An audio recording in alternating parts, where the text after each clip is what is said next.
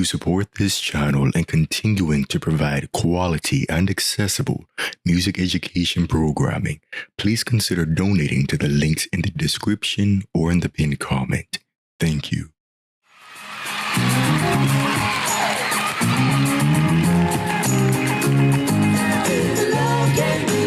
When Baby Michael debuted, it was clear that this was a once-in-a-generation talent, with critics praising his dynamic, soaring soprano lead vocals, which sent the Jackson 5 to the top of the charts. There's no doubt about it, the voice on these earliest Jackson 5 recordings is that of a soprano, and it's reflected in the writing and arranging of the earliest recordings. The middle fifth is the note central to the voice. Most of the notes in a composition lie in this range to keep the voice in its correct tessitura. The middle fifth for the soprano voice lies around A flat to E, E flat. You went to school to learn, girl, things you never The opening line of ABC covers G to E. We'll compare that to pop gospel soprano Coco. Baby, when you're around me, you just can't do no wrong. You went to school to learn, girl, and whenever I need you, you're always right there. The middle fifth for Coco's Sunshine is G to D. So Michael is singing in the keys and arrangements and covering the range of a fully developed adult woman as a child. Chaka Khan would even cover Michael's Got to Be There, and she would have to lower the key to sing it in live performance.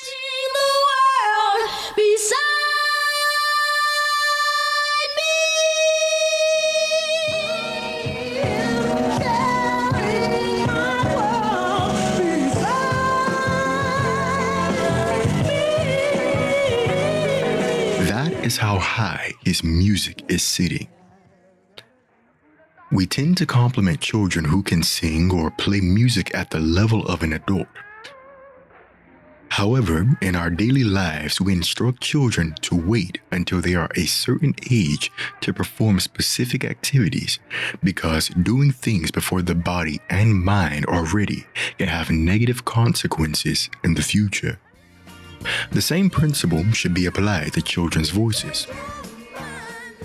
It could be very easy to ruin a young voice by having training in singing too soon, because these muscles were not developed, so the body uses whatever there is.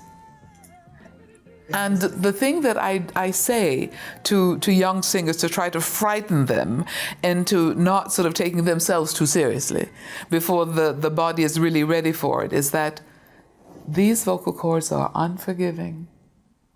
If we abuse them, if we use them in the wrong way too early, they stretch, and like any ligament, they don't go back.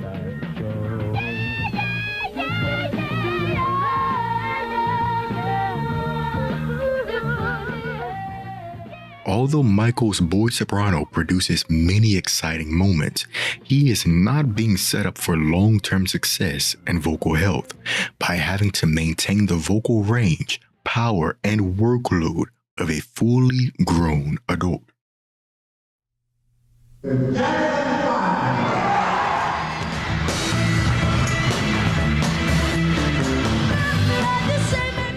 Immediately after the Jackson 5's first album release, his touring career began. In the 2 years following the release of the album, he has completed over 120 touring dates. His Bad tour ran for the same amount of time, completing the same amount of dates. Francis E. Howard and Alfred Bernard Bach advised that young voices in development should not go beyond 1 octave of range, and a child should not sing above high E or F.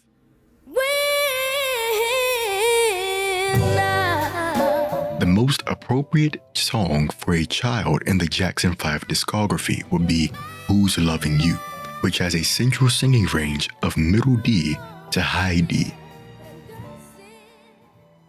In the middle and towards the end of the song, there are some sung high Gs, and you will notice that the texture of the note is raspy. Rasp is a general indicator that your voice is at its limit. F is the highest recommended note for a boy soprano to sing. And you'll notice that Baby Michael's top notes during this time period are consistently raspy.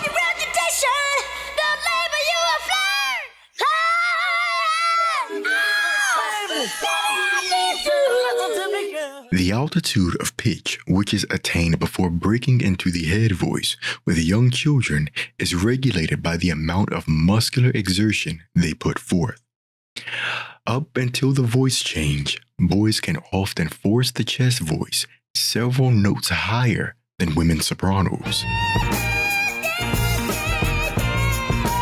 In layman's terms, Baby Michael is belting these high soprano notes by sheer muscular force. It is so important not to try to use those muscles before they are fully developed, because if you do that, the tendency is to use muscles in the neck.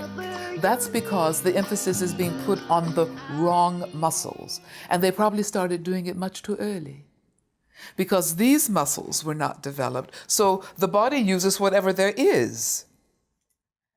I don't know why I love you. The best example of this is I Don't Know Why I Love You off the group's 1970 album, ABC. 'Cause I love you, love you, love you. Oh, sugar baby. I can't change it. I don't know, baby. On this song alone, Michael belts more than 20 high E's.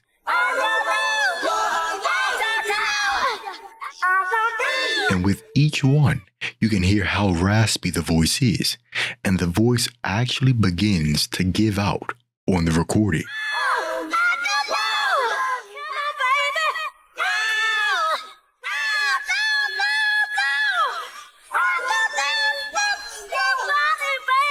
Don't Know Why I Love You is considered one of Baby Michael's most incredible vocal performances.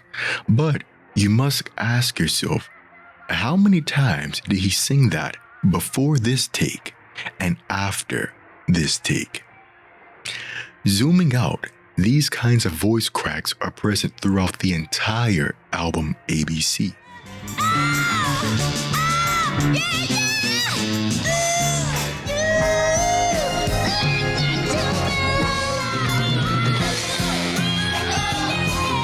And the range Michael displays on the album is nearly 4 octaves, well beyond the recommended singing range of a child. While this record is considered one of their best, it is the best example of a piece of work being delivered at the expense of pushing a young, developing voice beyond its natural limits.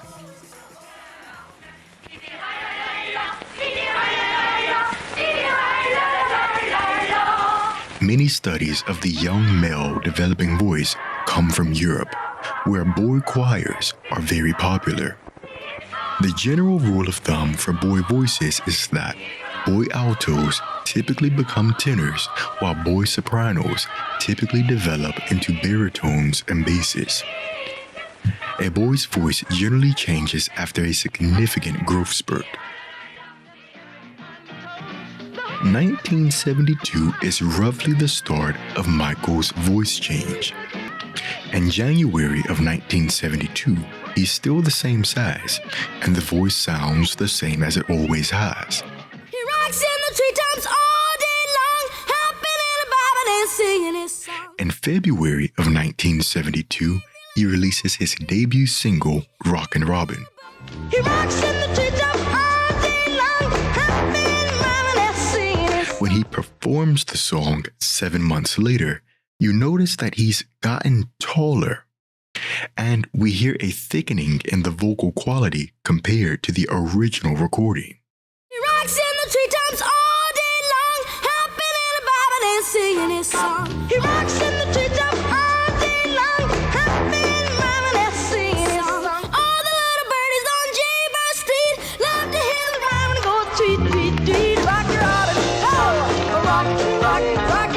When a boy's voice changes, the speaking voice is the first to deepen, and the singing voice is second.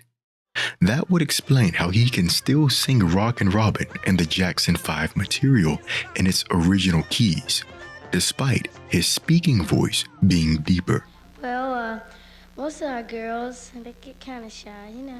We met in Canada, and we had a good time together. Came to the hotel, and we talked a while. He rocks in the treetops all day long, hopping in a bobbing and singing his song. He rocks in the treetops all day long, hopping and bobbing and singing his song. On the treetops all day long, hopping and bobbing and singing his song. Boys who sing experience a voice lowering in different ways. In the musical journal, one singer described his voice lowering as having the high range decrease before the entire center of the voice dropped. While Michael can still sing in the original keys, we notice he's now beginning to remove his trademark high notes. On a song like I Want You Back, he's singing a lower option instead of the original higher option.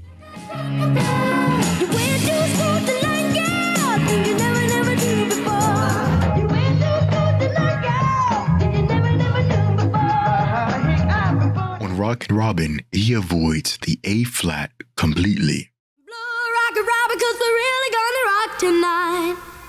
Yeah, yeah! Blow Rockin' Robin, 'cause we're really gonna rock tonight. You got it, Tito! As a boy soprano, Michael's voice became raspy around high F and G. But if you hear him sing The Love You Save, the voice starts to get raspy around B and C.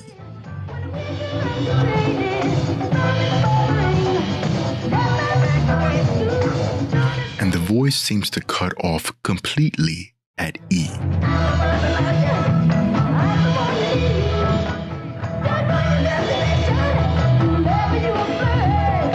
There's been a loss of about a fifth of vocal range at the top of the voice. The consequence of encouraging forte singing is to change a boy soprano rapidly into a boy alto. They will generally sing alto equally forte because their vocal cords have lost their elasticity due to overstraining. Alfred Bach, 1894. Not only was Michael singing very high, he was singing very loud.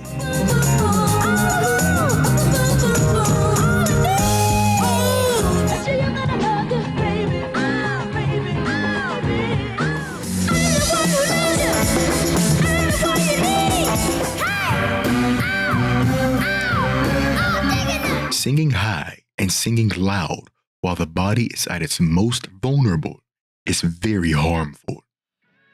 A boy's voice will usually change around the ages 10 to 15 years old.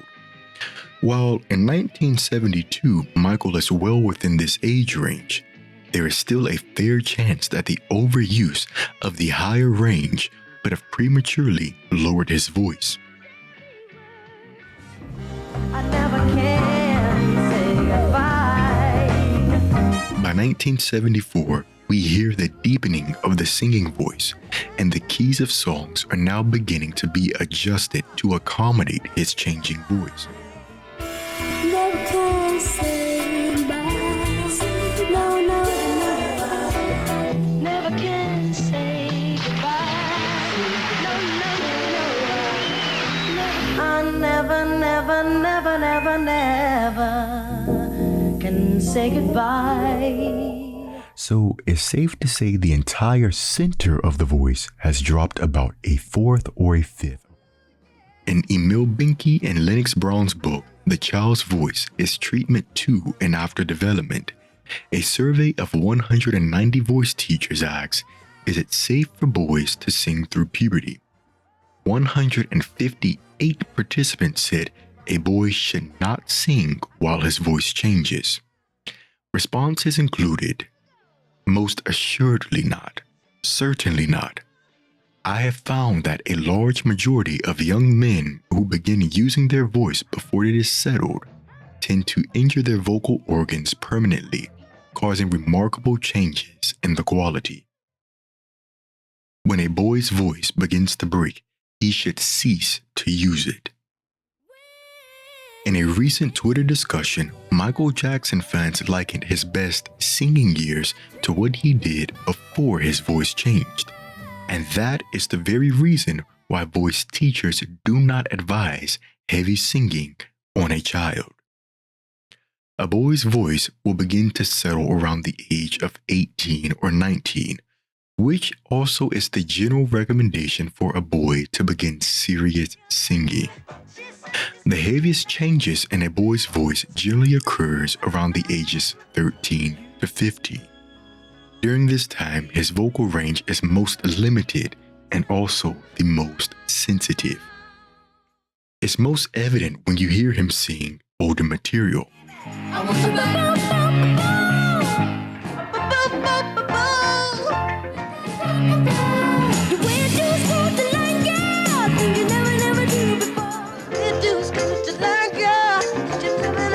The voice can't go up, nor can it go down. It stays in one place. That is how we get the songs made between 1973 and 1975, such as Dancing Machine or Life of the Party, where all of the singing stays in one place. Automatic, systematic, full of color, self-contained, tuned and channeled to your vibe. As a boy's voice nears the end of puberty, some may experience a pubertal range expansion, which means an increasing of the vocal range on both ends of the voice. Michael's late-stage puberty voice is crystallized on the Jackson's albums. 1976 through 79 is between the ages of 18 and 21, which is when a boy's voice begins to settle.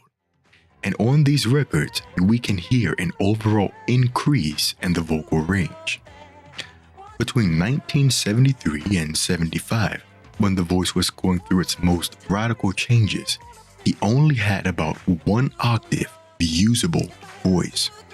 We have songs such as Enjoy Yourself and Think Happy,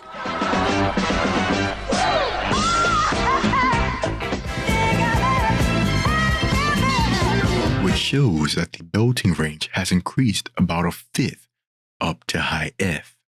The bottom of the voice has gained about an octave to low D and low C, and he can even make sounds up to soprano high D flat. While the vocal range has increased in both directions, Michael's music has consistently been arranged so that his highest available notes are those that are used the most. If you recall, the middle fifth for the soprano voice is G or A flat to high E, which is where he sang as a child. The middle fifth for the mezzo soprano is F to C, and for contralto, D to A. Two big hits from this era are Blame It on the Boogie and Love You.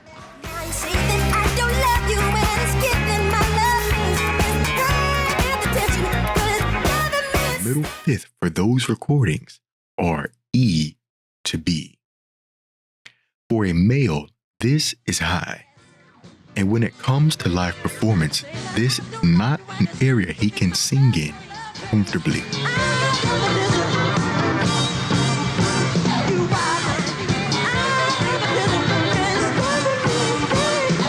As we can hear it with the chopping of phrases, the removing of notes, and the lowering of the keys.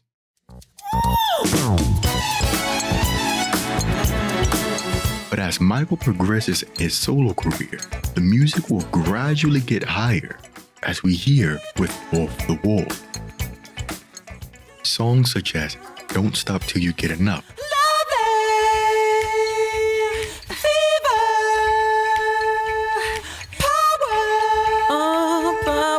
which sits on high E. If we've learned anything about Michael's voice so far, is that when it rasps, that's a sign of the voice reaching its limits. When the word is on your shoulder, if you're gaining with the feeling, You can shout out all you want to. If you take the chance and do it. Listening to songs such as She's Out of My Life and Off the Wall, you'll notice the voice starts to get raspy around G, which suggests that G or A may be the top of his comfortable singing range. I wanna ride with you, girl. On a song such as Rock With You, not only is the top note raspy, but is primarily straight tone with a little to no vibrato. I wanna ride with you. But his diction or pronunciation is the most significant indicator that he is singing too high. While Michael makes excellent music, a common criticism among listeners is that you can't always figure out what he's saying. Here, young Michael is forming clear words on high D and E. I'm gonna teach you all about love, yeah. Here, Michael as an adult is singing the same notes, I won't be complaining, 'cause your love is alright, alright. Ooh. but we can't clearly understand what he's saying.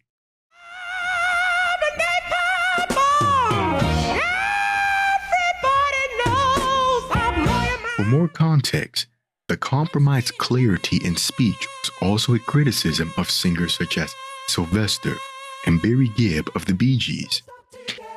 And that's because it is difficult to articulate words clearly when singing at the very low or very high ends of one's vocal range. So the C could throw you, so just be careful that you keep it as pure as you can and drop your jaw on O. Is a cold, and if it throws you too much, you say is a gold, put a G on it. It'll sound like a C. In a voice lesson with Seth Riggs, Riggs instructs Michael to modify the vowels to sing the high notes. Modifying the shape of a vowel is a common way singers access the high notes. Your love is alright, alright. Ooh, keep on. But if he's modifying entire words or phrases, it's a sign of him singing too high for comfort. But to grasp just how high Michael sings, you have to look at Thriller. Michael Jackson's Thriller album is the pinnacle of his career. It's a great honor. I'm very happy. I'd like to thank Epic Records, the best record company in the world. Setting records and propelling him to a level of superstardom that has yet to be surpassed. From a vocal standpoint, Thriller's important because it marks the end of certain things, but also the beginning of certain things that Michael would further explore in future work. Thriller is the end of Michael being able to sing in a really high vocal range. And singing, the term tessitura is the range within the overall vocal range where most of the singing is done.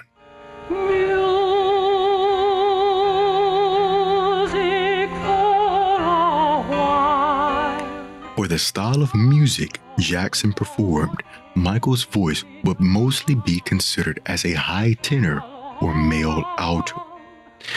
A male alto refers to the highest male voice that sings in a similar pitch and range to the contralto and sometimes the mezzo-soprano.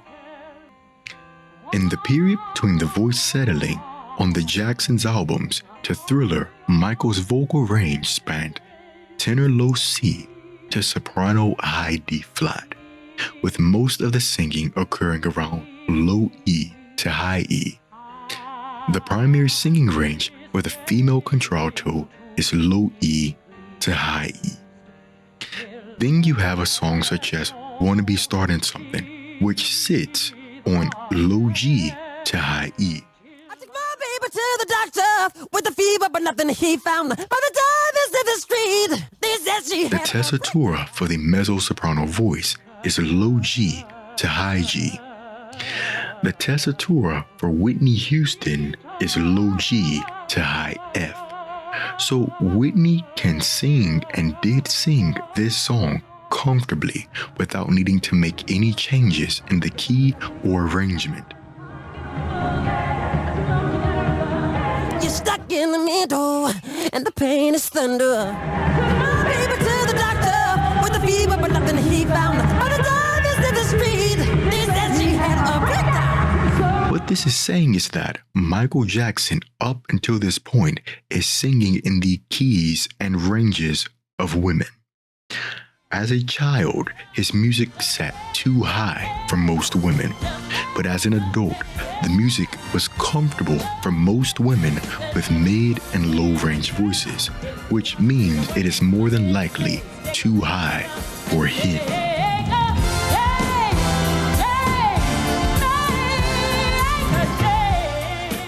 While the voice doesn't vary much from the previous years, there's a significant difference in how Michael is now beginning to use harmonies and vocal layering. In earlier material with the Jackson 5, there are instances of Michael singing in harmony.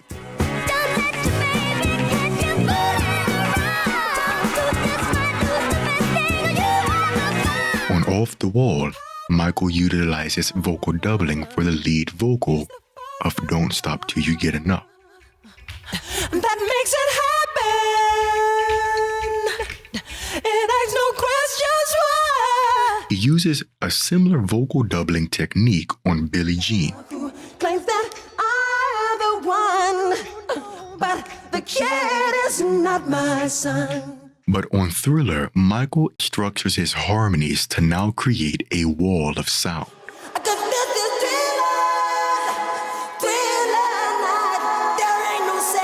Stacking various harmonies on top of each other, but not just stacking the harmonies, but giving each harmony its own individual movement.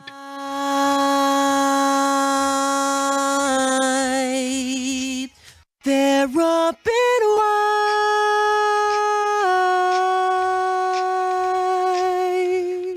The way Michael arranges his background vocals is almost as if he's composing for a choir or multiple voices, but all of the voices are him.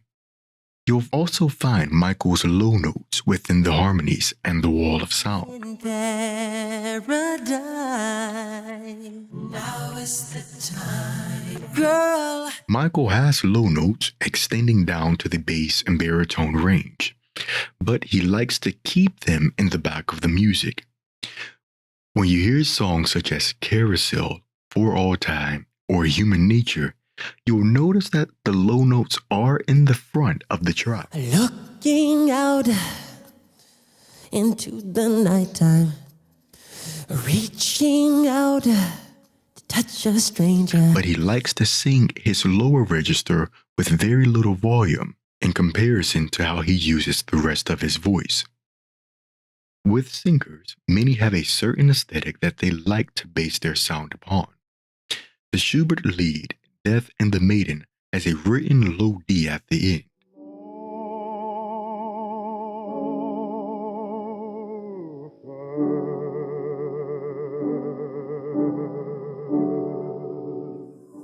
But I tried to avoid the D natural because I found that first of all, I could sing it, sure, but I found that it took me into a part of my voice that sounded very masculine. Mm-hmm. And I didn't want to change that personality to a different sound. So she took a higher option.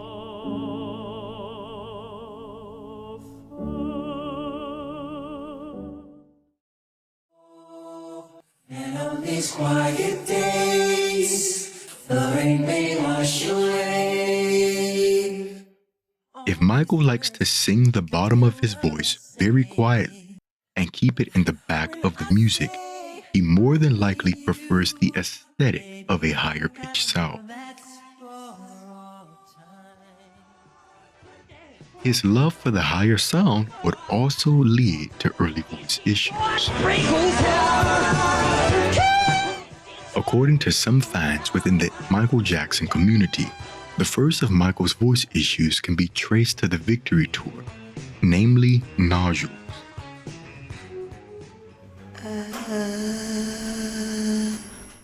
Nodules are a bump or bumps on the vocal cords that prevent the cords from closing properly.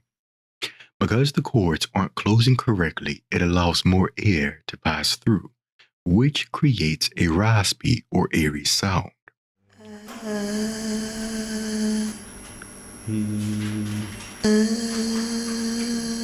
Comparing Michael singing the same songs on the Victory Tour to the Triumph Tour, there is more rasp in the voice. Scratch my shoulder. Scratch my shoulder. When this is over, I love and you will be so right. When this is over, I love and you will be so right. If I'm always out of sight, if I'm always out of sight. Some fans will say Michael's rasp was a stylistic choice rather than a product of vocal misuse, as James Brown inspired him. This is a man. Rasp was present throughout James Brown's entire voice. Brown was also notorious for living a very hard lifestyle, indulging in activities such as drugs and alcohol, all of which dry the voice out. A dry voice means working harder or straining to sing, and straining leads to nodules. Nodules produce a raspy sound. Brown was also known as the hardest working man in show business. Overuse of the vocal cords is also a leading cause of nodules.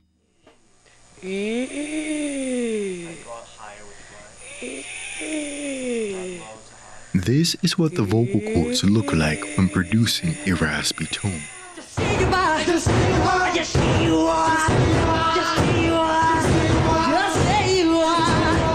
So whether it's style or vocal damage, all of these singers are engaging in activities that promote vocal distress and damage.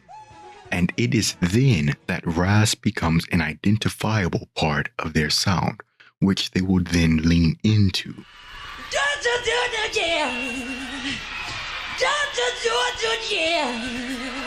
Oh yeah, oh yeah, oh no, oh girl, oh! Michael's talent as a musician allowed him to turn this raspiness in his voice to a unique and impressive musical identity. I'm headed for the border. It's on my mind. Look in the view mirror. I got to be your time. In our kind of work, we have to keep on and on. You just cannot sing once or twice a year. Then you lose your muscles. Then you lose the training, the habits, the reflexes. After the Victory Tour, Michael Jackson took a long hiatus from singing. The voice is a muscle that, like other muscles, undergoes changes in its abilities when not used frequently. If a singer takes a break from singing for an extended period, their voices tend to get lower. But also, if one continues to sing outside of their range, that will also lower their voice.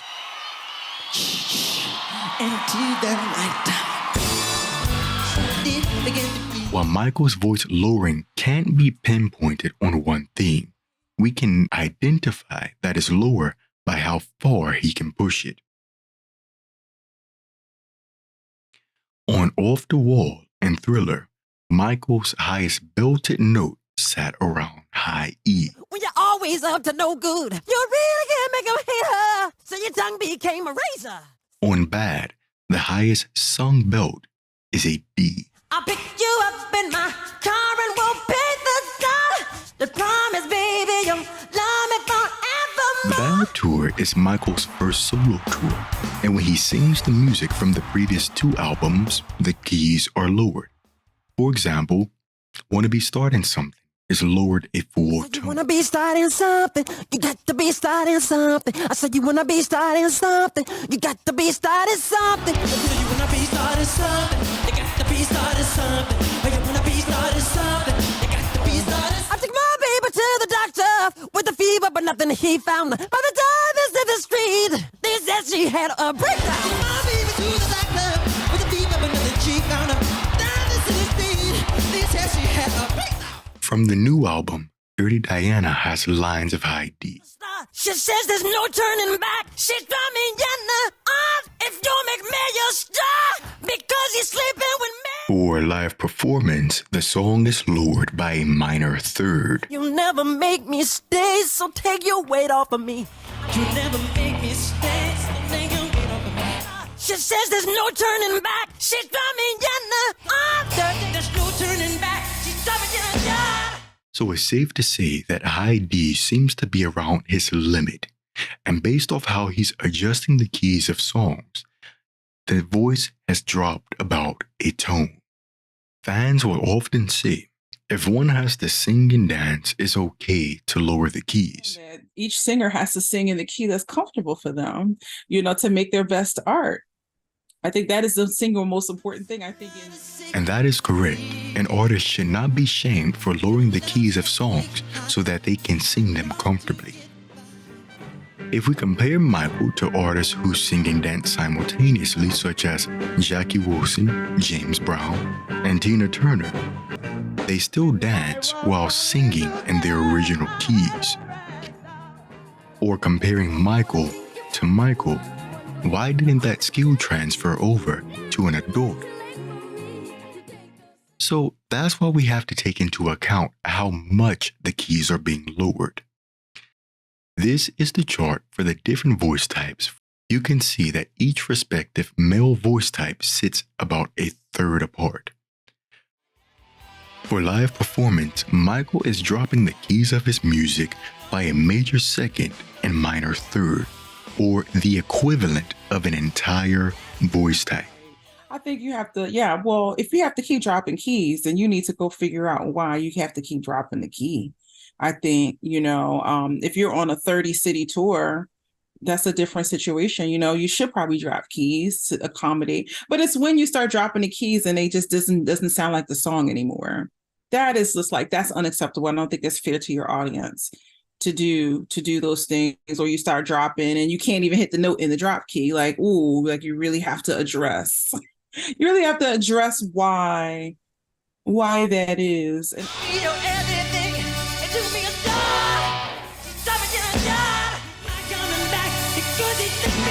but if you listen to Dirty Diana or Wanna Be Starting Something, he's going flat and missing the high notes in the dropped key.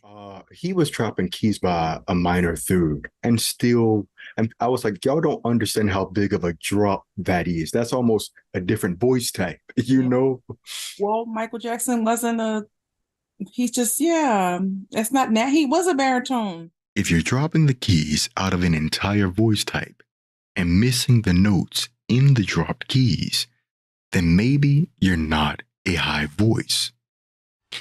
Michael still singing too high for comfort is solidified in the fact that he runs into voice problems again on this tour. The voice issues he runs into on this tour are important because it's the only tour that is sang live. Fans generally consider Baby Michael the singer, but adult Michael to be the musician. Compared to Thriller and Off the Wall, Bad is overproduced, said NPR in its original 1987 review of the album. While Bad ranks among Michael's quintessential albums, a common critique is the overproduction of the record. The wall of sound and layered stacking of harmonies are present throughout the entire album. Speeding on the freeway, gotta get leeway. Speeding, I'm bad, jump on, really bad. You know I'm bad, I'm bad. You know it really bad. And are you okay? Will you tell us that you're okay? At the side of the window that he stuck you, I guess him do. Adding more elements into the overall production shifts the listener's focus from just his voice, but to the overall musical experience. Around the Bad era, Michael begins arranging his music in chunks. A sign of a connected voice is the ability to travel from one end of the range to the other without a break. Michael does this in the opening of ABC. You went to school to learn, girl, things you never do. He did it on Blame It on the Boogie. My baby's always dancing and wouldn't be a bad thing, but I don't get no loving, and that's no. And he can do it on Wanna Be Starting I took Something. my baby to the doctor with a fever, but nothing he found. By the time it's in the street. In all of those songs, he travels from the bottom to the top of his range on a single freeze. When you listen to songs on the Bad album, such as Smooth Criminal, all the low-range singing is done at once. She was a neighbor. She ran underneath the table. He could see she was a neighbor. So she ran into the bedroom. She was struck down. It was her doom. And then all the high-range singing is done at once. Will you tell us that you're okay? That the sign of the window that he struck you. I guess you know when he. Famously, Mariah Carey also structures her music this way. What this does is that it implies a disconnect in the vocal range. Because there seems to be a disconnect in the vocal range, you'll notice that many of his vocal lines sit within a very small range and on a dominant note. As I came into the window was the sound of a crescendo. Annie, are you okay? Will you tell us that you're okay? That the sign of the window that he struck you. I guess you know when he. How Michael is arranging his music from bad onward is very similar to how he was arranging his music in the mid-70s when his voice was compromised due to puberty. While Michael is changing how he arranges his new music, he is also changing how he sings his old music. Legato means that everything is sung tied together smoothly and connected. Across the nighttime, the city winks a sleepless eye. Staccato means the notes are sung shortened and detached from the other. City winks a sleepless eye. You can hear that with Human Nature and Lovely One. What are like some of the consequences? Like what trouble does someone get into straining too high or trying to be in an area that doesn't work? They were young, in their 20s and things, but their voices suffered immensely. They ended up with huge warbles in the sound. They couldn't, the legato was gone. After a few years, it just touched a toll on these little chords, pushing like that. I call it pushing, and pushing it where it's not supposed to go. The inability to sing a phrase legato results from the voice being pushed too high. To hear how much the top of his voice has changed, listen to Wanna Be Starting Something. Comparing the high D's on the original recording. I took my baby to the doctor with a fever, but nothing he found. By the time it's in the street. To the high D's on Dirty Diana. She's drumming if you make me your star. You will hear a significant increase in the rasp on the top notes. But all of these changes vocally and sonically work because Michael's music direction has changed. He's singing more rock-oriented material such as Come Together or Bad, where raspiness is appropriate and a trademark of the style. Part of the genius of Michael Jackson is the fact that he completely rearranged the structures of his music, so the changes in his voice aren't that noticeable to listeners. And most importantly, the era is called Bad, so the roughness or grittiness of the sound matches the album's overall aesthetic. Taking all of these into consideration, the chunking of registers in his songs, the increased raspiness in the voice, and the lowering of keys still point to him pushing the voice beyond its natural limits.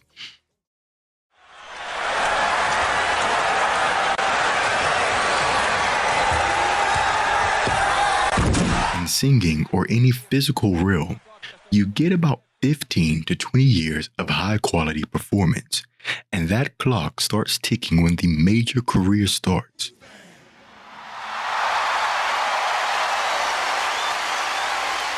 The Bad Tour concluded in the winter of 1989.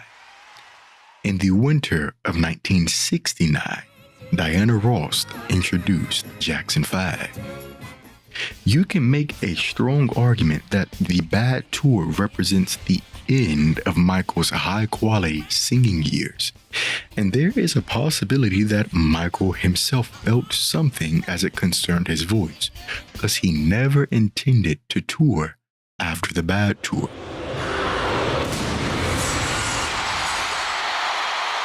But 3 years later, he returned for Dangerous.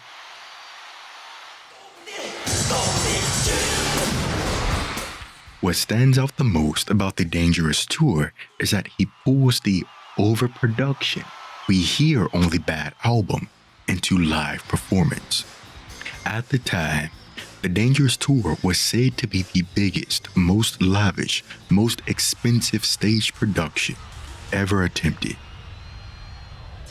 If we learned anything from the Bad album, it is that if there's a lot more going on around Michael, it takes the focus off of his voice.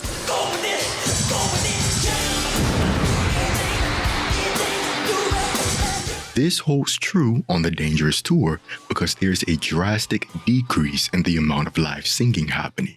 So what could cause this? The most apparent thing upon listening to the Dangerous album is that the music is continuing to shift lower. Between Thriller and Dangerous, he has lost a fifth of range at the top of the voice.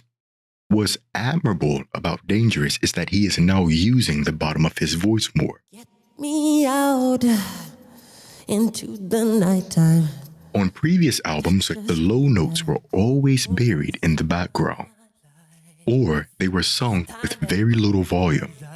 By the Dangerous album, he's putting power and juice into the bottom of the voice, making that the music's focal point. I am the dead. I am the agony inside a dying head. You will also notice that the voice is now raspier in all parts of the range. No time to be tripping on me. Baby, walk out the door. You're so dangerous. Be laughing, girl, when I'm not around. I'll be okay. This can only mean one thing. There is more vocal damage present. Myself each day like it's the night. Go with it, jam. Okay. Well, 11 you play? How did he get around this? Again, with production. On a song such as Jam, you'll hear that the voice is more buried under the music rather than on top of it, like some of his earlier recordings.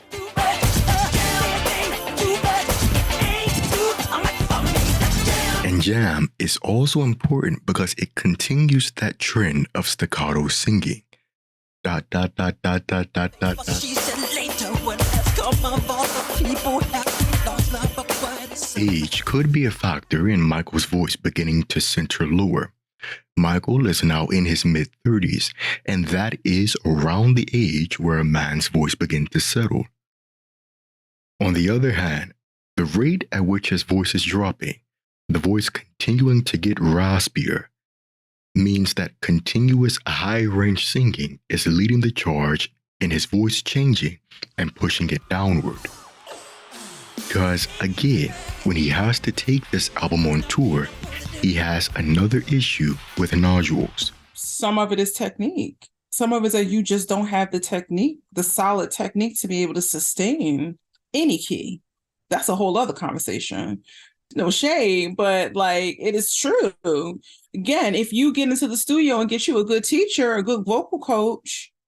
If one keeps sustaining vocal injuries, then something is being done incorrectly.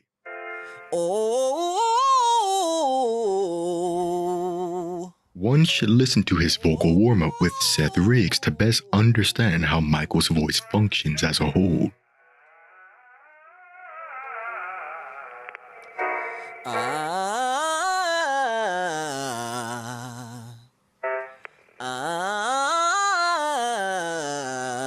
You'll notice when Michael does scales on any vowel, it is all one volume, loud.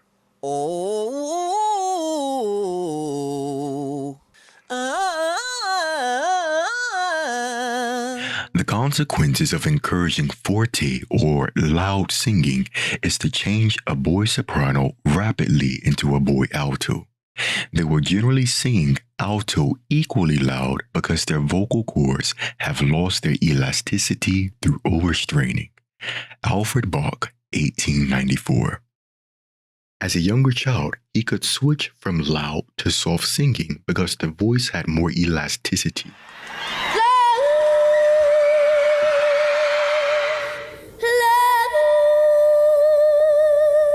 In a live or studio setting, you'll notice he can generally sing only very loud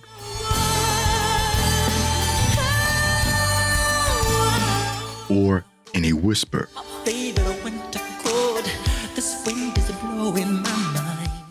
In singing, a straight tone is often produced by excessive tension of the throat and facial muscles that ultimately may diminish the efficiency and health of the voice. If you ever watch Michael sing as an adult, you will notice sometimes he uses the head or the jaw muscles, the muscles in the face, to move a note. It really is so important not to try to use those muscles before they are fully developed, because if you do that, the tendency is to use muscles in the neck and muscles that are not there for that. Those muscles are there for chewing. Absolutely. And and I'm sure that you have noticed as well, that one can see rather young singers that participate and the jaw shakes. That's because the emphasis is being put on the wrong muscles. And they probably started doing it much too early.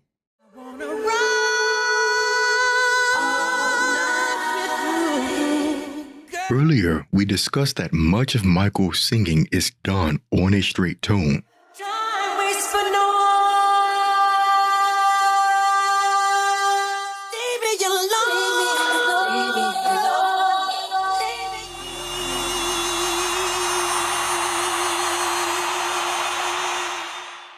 If there is vibrato, it will generally have a pulse or rattle-like quality. Does he do it that way? I like living this way. I like loving this way. See there indeed. Oh, there is a window. Again, all day long. I can stand. A deep, even vibrato is a sign of a relaxed voice.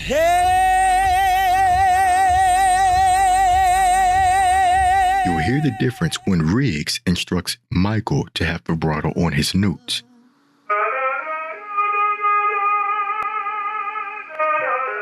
And he struggles to do it. Something else worth mentioning from this vocal warm-up is that Michael consistently struggles to match pitch. No, no, no, no, no, no, no, no, no. No, no, no, no, no, no, no, no. As he ascends the scale, he's generally beneath the appropriate note.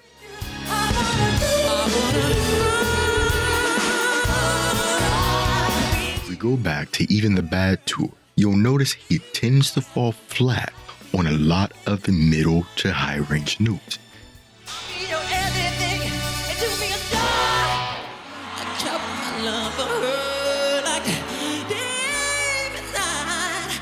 If one consistently falls flat, it is another example of the body and the voice being at its limits. Michael wants to reach the note. His voice wants to reach the note, but the body cannot support it and is usually reached by some kind of forcing. As he reaches the notes F, G, A, and B, you can see his body physically tightens to force the notes up.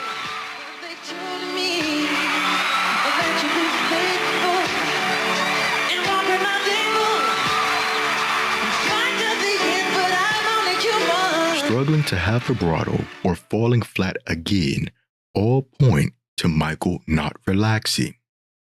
So why is he not relaxing? It's because he is placing the voice.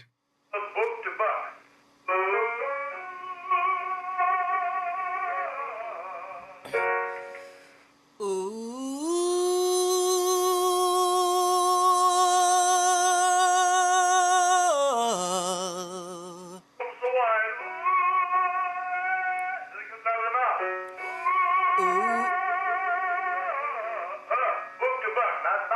The ah sound is known as a nasal vowel. Singing on nasal sounds shifts the focus of the voice higher for a higher, lighter, brighter sound. Ultimately, this helps make high notes easier to reach.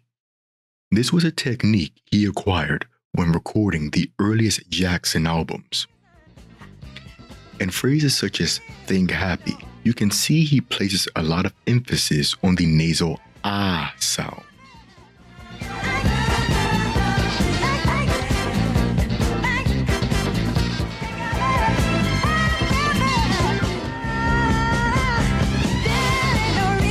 Placing the voice in the nasal cavity changes the quality of the voice, but altering the shape of the nose or face does the same. I've had no plastic surgery on my face, just my nose. It helped me breathe better so I can hit higher notes. Throughout his career, Michael constantly changed the shape of his nose. And something you'll notice is that as his nose got smaller, his speaking voice also began to get deeper. I like to perform myself. I like all of them. Because you go in the studio, which bring the people in to see you. It's a hard situation. It is. And it's something I have to put up with. I think it's wonderful. If that's what they want to do, and it's a good thing. And sometimes I want to sneak into places and not have any hoopla. Oh boy, sometime after Thriller. Or on Off the Wall Thriller. And as we've tracked with his music, the range on the albums gets lower. It is said that Michael eventually developed nasal cripples, meaning the nose has been done so many times that there's no nose to breathe through. This is important because the breath is the basis of all singing. If Michael can't breathe, then he can't sing. Jackson's fans unanimously agree that the History Tour is Michael not at his best.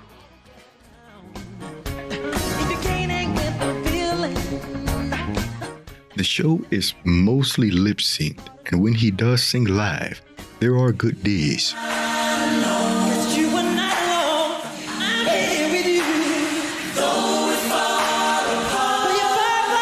However, there are days where he sounds like this.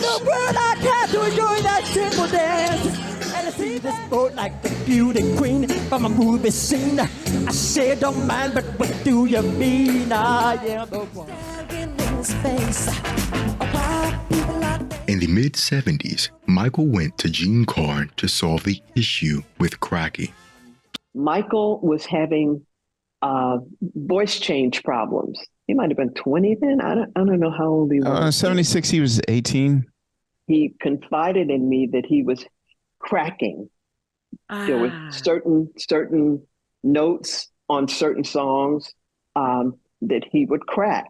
We worked on his changing the enunciation sometimes, changing where he placed notes. And the technique they developed for him was placing the voice and modifying vowels. So the C could throw you, so just be careful that you keep it as pure as you can and drop your jaw on O. Is a cold, and if it throws you too much, you can use a goal, put a G on it. It'll sound like a C. This is also a technique he practiced with Seth Riggs. If Michael was placing the voice in the nose and he doesn't have a nose, that means he has to sing and speak with an open throat.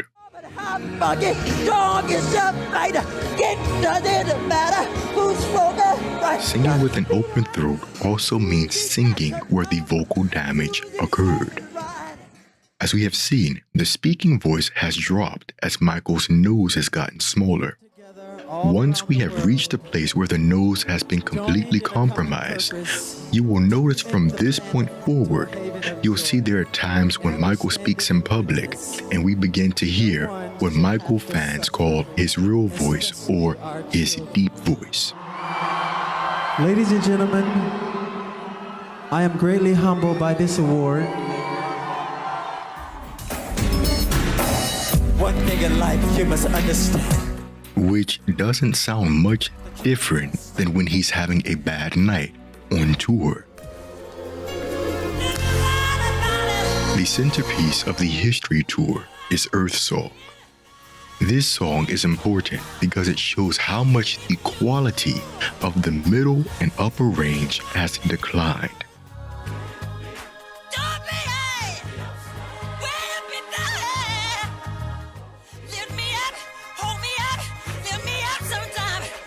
In this song, he handles the top of his range very similarly to Will You Be There?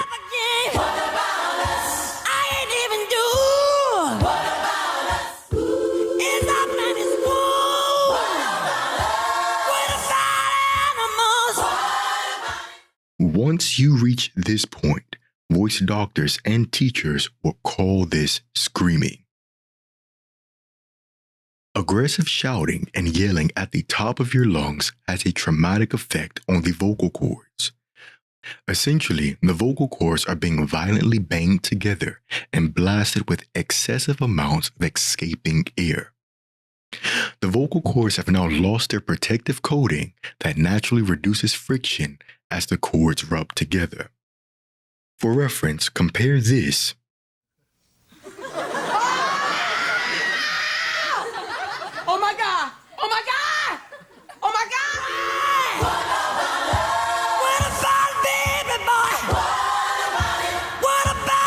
to understand what Michael's vocal cords feel when he does this. Try this exercise. Repeatedly clap or rub your hands together for 10 seconds, or until enough time has passed to create an uncomfortable friction between both hands. Do you feel the discomfort? That is how his vocal cords feel, and that is why we've never heard this in live performance. As it concerns the history tour, many fans will say he was sick, because it is important to note that Michael as an adult was not the healthiest individual. It was reported that he underate for most of his life. The kind of singing and dancing Michael likes and wants to do requires a strong, healthy body. What people don't understand is that as much damage was done to Michael's body dancing as it was singing. You run to the sea, she won't you hide me, run. Professional dancers use special purpose-built floors to lessen the impact of jumps and leaps on the body. When he does this, all of that impact and stress is felt in an already weaker body. And then you add on his battle with lupus. Lupus is an autoimmune disease in which the body mistakenly attacks healthy tissues and organs. Toni Braxton is another famous singer who has lupus. When you compare her to her younger self, And I know I can't pretend that I won't die if you decide you won't see me again. That's how I die. You decide you won't see me again. she struggles consistently to get through phrases of songs because the muscles she needs to sing, such as the lungs, are weaker. And as it stands today, Toni has said her health will not allow her to tour. And when she does perform, she often has to rely on lip syncing. If we're going to use Toni Braxton's lupus battle as a gauge for Michael, there is a chance that Michael was physically unable to sustain long periods of singing, which could be why the amount of lip syncing continuously increased since the 80s. His typical performances were so physically demanding that he would lose around 5 to 10 pounds of water weight in a single evening. With the amount of singing and dancing he had to do, and taking his health into consideration, Michael was more than likely faced with a choice of whether to prioritize singing or dancing. And when you weigh the options, it makes sense as to why his performance style shifted slowly from being more singing-based to more performance-based. I love you! December 7th, 1903. But given the state of his voice and physical health, it's not surprising that he retreated from the spotlight after this tour. Listen, life, divorces, marriages, or deaths, all those things change you. This is not far from the heart. Like, all of these things are attached. It's not separate. It's all in the same wheelhouse. So everything affects that. Each time the wind blows, I hear your voice so. You might ask yourself, if Michael Jackson had all of these voice and physical issues, why didn't he just change his technique? Muscle memory is the ability to reproduce a particular movement without conscious thought, and it's acquired through frequent repetition.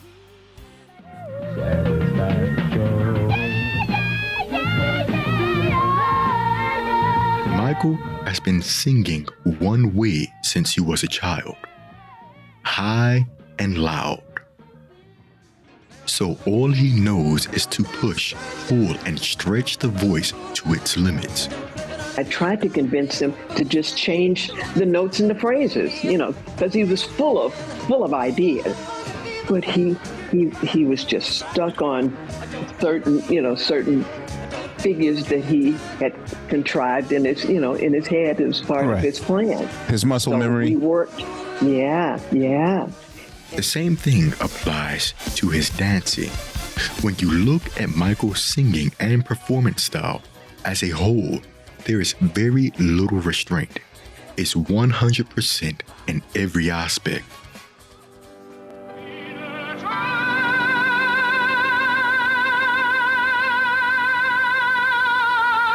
If we compare Michael to singers of classical music, many of them retire after 25 to 30 years. The difference between a classical singer and Michael Jackson is that a classical singer starts their major career at 30 and retires at 60. Michael began his major career at 9 and retired essentially before 40. Michael's final album, Invincible, showcases a unique sound for Michael. He continues the trend of singing lower music that we see with all of the other albums. But on this album, most of the singing falls between low A and middle A. This range is particularly associated with the baritone voice.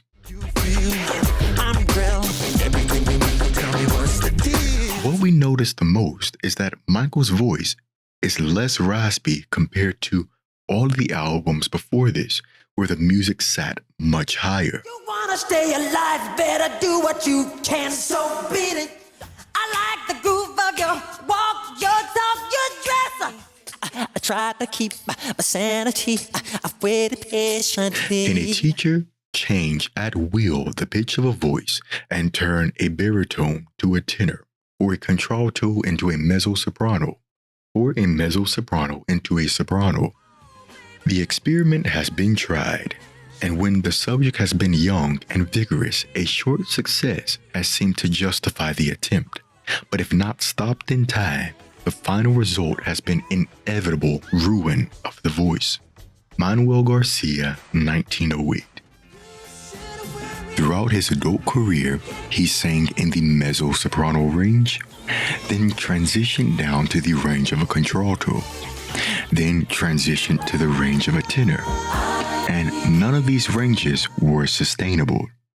Looking at how everything tracks, Michael was eventually going to have to sing where his voice naturally sat. All you got to do is walk away. While some people will say, well, Michael's tone didn't sound like a baritone. If I start getting paid to sing R&B, then I'll definitely work on my falsetto a lot more than I do when I'm singing opera. Probably the biggest difference is that I use less support when I sing R&B. I use very little support except for the high notes, and it kicks in just a little bit. But when I'm singing opera, you have to have really solid technique and breath support in order to be able to be heard over an entire choir and orchestra.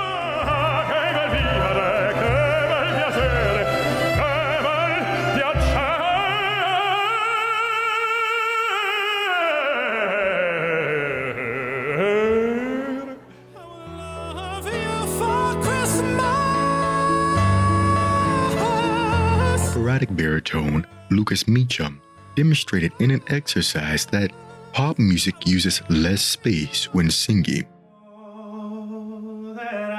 When he uses less space when singing pop music, he can create a lighter, brighter sound.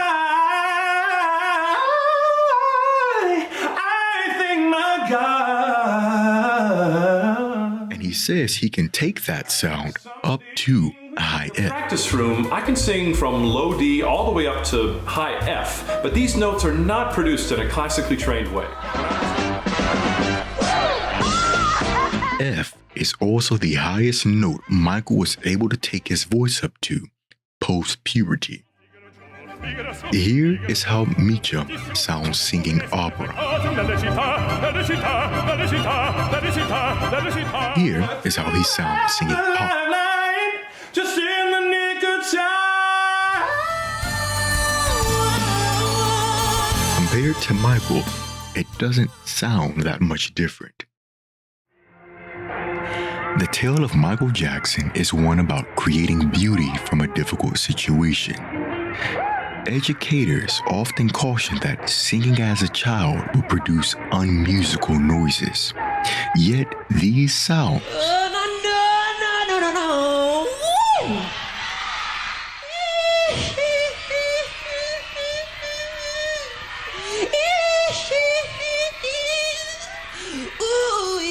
became linked to some of the most exceptional music ever produced by one of the most remarkable musicians who have ever lived.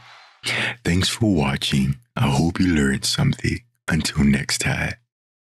To support this channel and continuing to provide quality and accessible music education programming, please consider donating to the links in the description or in the pinned comment. Thank you.